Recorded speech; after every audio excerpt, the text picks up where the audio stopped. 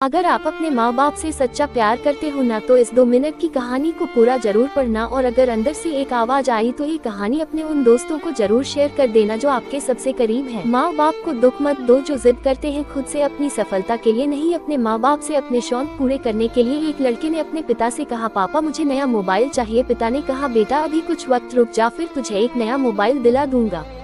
बेटे ने कहा, आपके पास मेरे लिए कभी पैसे नहीं होते हैं, मेरे सब दोस्त अच्छे रहते हैं, किसी के पास कोई कमी नहीं है, केवल मेरे पास ही हर चीज की कमी होती है। आप बच्चे पैदा करना बेहद आसान समझते हैं लेकिन उन्हें पालना बेहद मुश्किल जब आप मेरी जरूरत पूरी कर ही नहीं सकते।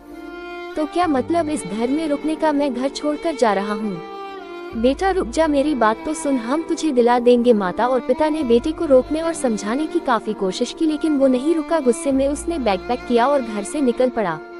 लेकिन घर से निकलते वक्त गलती से उसने अपने पिता की डायरी अपने बैग में डाल ली। पिता की आदत थी कि वह हमेशा डायरी लिखा करते थे और उनकी डायरी को छूने की परमिशन किसी को भी नहीं थी। लड़का घर से काफी दूर आ गया और थककर बैठ गया।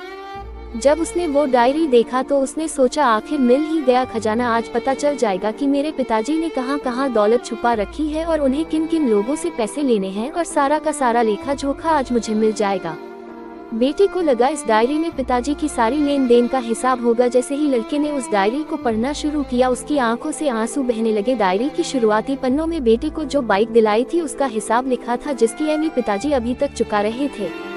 दूसरे पन्नों में उसके कॉलेज की फीस और एडमिशन का कर्ज लिखा था कि इन लोगों को इतने पैसे वापस देने हैं, और सबसे आखिरी पन्ने पर लिखा था कि बेटे को अब मोबाइल दिलाना है, उसके लिए मुझे कौन कौन उधार दे सकता है। उन सभी लोगों के नाम लिखे हुए थे।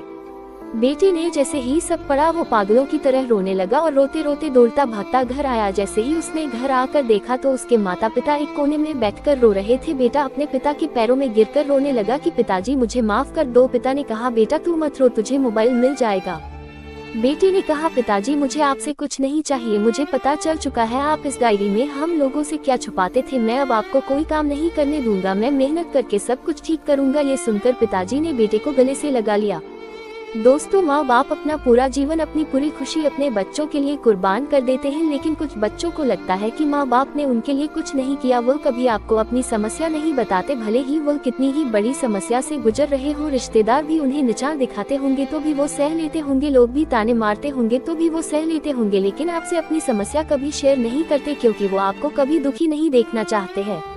अब आपका फर्ज बनता है अपने माँ बाप को अच्छी तरह रखना और उन्हें सुख देना ताकि वो भी अपने जीवन का बचा हुआ समय सुख में गुजार सके।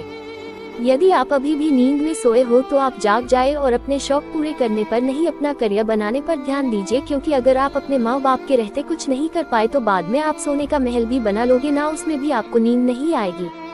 अपने जीवन में कुछ बेहतर कर लीजिए ताकि आपके माता पिता को उम्र होने के बाद भी काम न करना पड़े।